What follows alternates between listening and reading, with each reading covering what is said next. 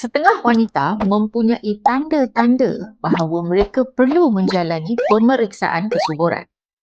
Haid tidak teratur ataupun mempunyai sakit sewaktu haid yang kita katakan sebagai senggugut boleh menandakan bahawa anda mempunyai masalah seperti PCOS ataupun endometriosis.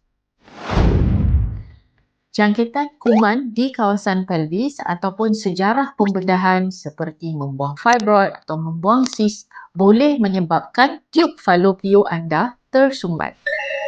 Untuk lelaki pula, jikalau anda mempunyai penyakit seperti kencing manis, darah tinggi, rokok ataupun vape, ataupun masa kecil dulu pernah dapat jangkitan beguk, maka ini boleh menjejaskan kesuburan anda. Jangan malu.